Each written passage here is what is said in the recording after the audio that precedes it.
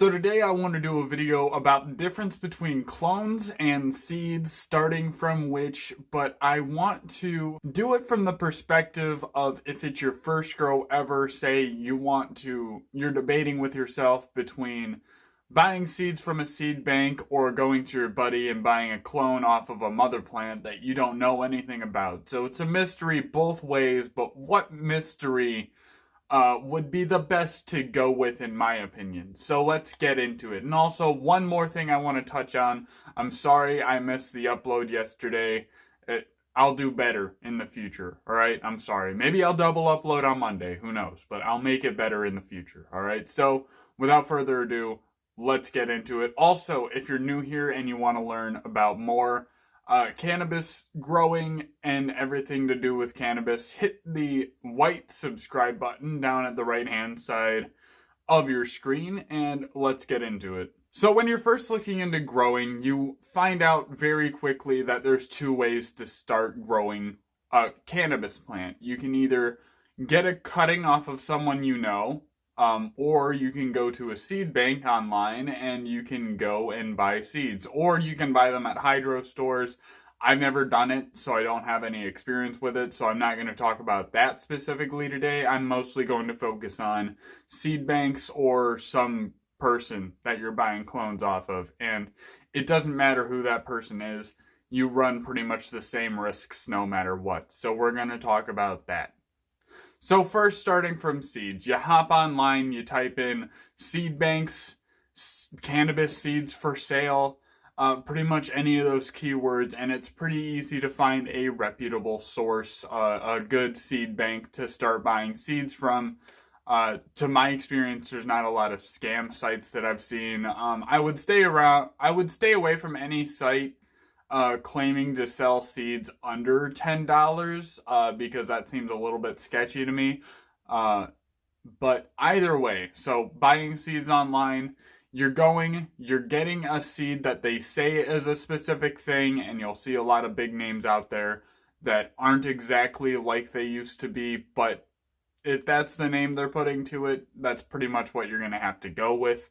It may or may not be a true from the 90s or from the 70s, whatever strain it is. It might not be a true that, just because it went through a bunch of different breeding, and it's possibly a replica of that thing based on breeding the mothers together, trying to get certain traits out, and it could be very close, but not the same thing, or you could be getting a completely different phenotype than you did before. So just a warning for any of those purists.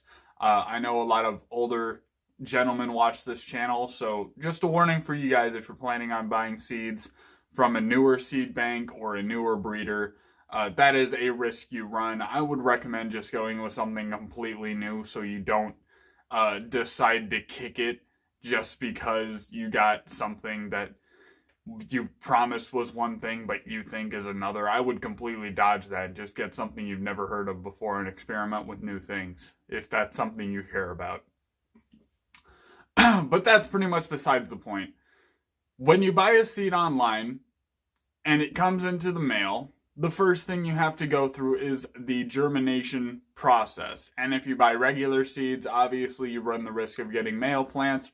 Feminized seeds, you run the risk of getting hermy plants, yada yada. You're going to get those no matter what, pretty much.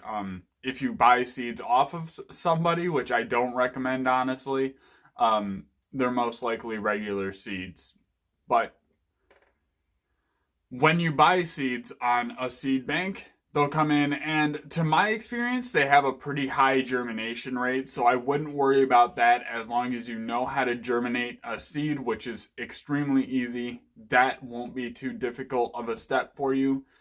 Going through the seedling stage, you'll be going through the seedling stage, and they're pretty delicate at that point, very particular, and they can grow quickly as long as you water them properly and take care of them properly, which, if it's your first time growing, it's a pretty simple thing to do, but to get the optimal potential out of your plant, it can be kind of difficult to dial in, what with the humidity and the temperature and the proper watering schedule, which the to be fair, the proper watering schedule and maybe the lighting are probably the hardest thing people get a hang of. So go minimal light and dial it up as the plant is stretching is what I would say. And basically water when the plant really needs to be watered. So when the medium is like really dry, and water as, I would say, as little as possible to try to soak the roots and maybe a little bit beyond the root zone. And that can be kind of difficult to gauge, but you'll get a feel for it as you grow on. And then that stage won't be as difficult for you, but that's something to keep an eye on, is make sure you're not watering the tiny root zone too much, and also make sure you have a good light that's like dialed way down. With these LEDs, they have kind of a dial. With the blurple lights, you really shouldn't have to worry too much if you're still hanging on to those.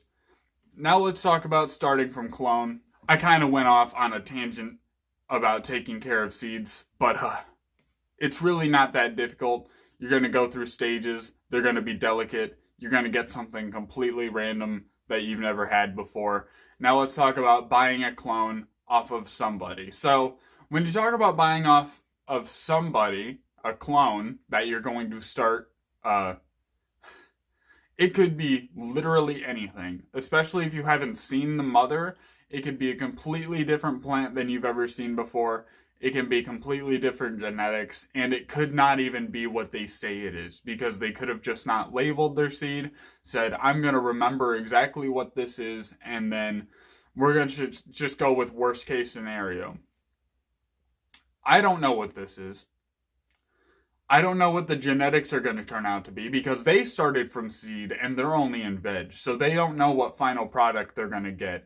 And they forgot the name already. All right, that's the scenario we're going with. You don't know the strain. You don't know the genetics.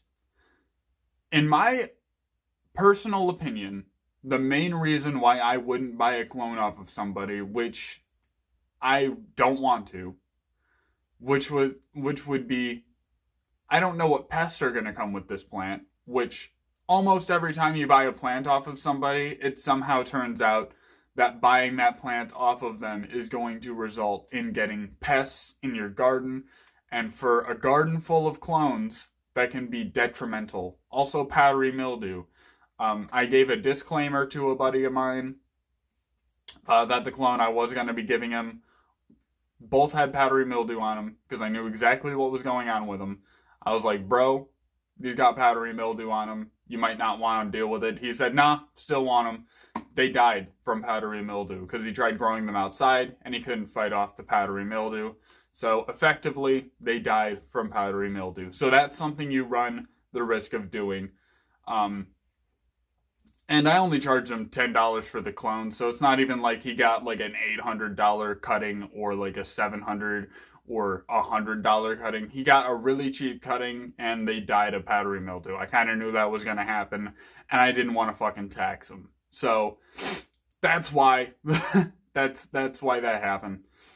But yeah, I was struggling with powdery mildew for a while, and basically what I would try to avoid is buying a clone off of somebody and effectively bringing that into my garden. In my opinion, when you start with seeds, not only do you get a fresh start with things that you know the name of, or at least what they allegedly are, because they might not be that. I went over that a minute ago. But I would start from seed personally. If my two options were start from seed or buy from someone random or even somebody I know, because I don't know what they could have. That is pretty much my opinion on it.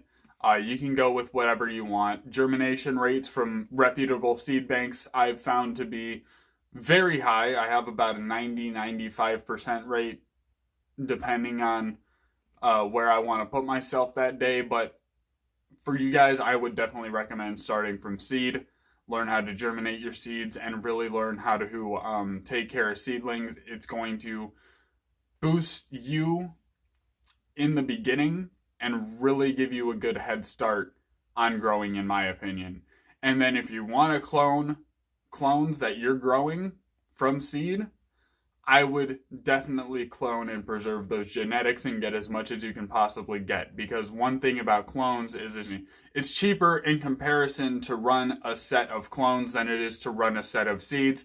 Because a set of clones you can literally get for the price of scissors, cloning hormone, the little cubes, and then a dome, a clone dome to put them in, and a spray bottle. And then you can make as many clones as you want, as long as the cloning powder and your pods don't run out. So it's extremely cheap, and you're going to get pounds on pounds and pounds rather than the ounce on ounce on ounce of a seed, because you can grow like 80 clones off of your one plant that you started from seeds. So that's $10 for the seeds, and then maybe 25, maybe $50 for the equipment, and then you can make as many as you want. So that's what I would recommend doing, is starting from seed and then cloning your own clones, because then it's not as much of a mystery. And if you really want to know your final product first and then get your plant ready to clone, what you're going to want to do is a re-veg process, which I can do an entire video on. We're running out of time, so I will leave you guys with this. So if you have not yet, please hit the white subscribe button down in the right hand corner, and ring the bell to get the notifications. YouTube is super not great about getting the notifications out. If you're old, make sure the bell is rung too, so you get the notifications when I upload, because sometimes I don't upload on time, and this has been one of those times.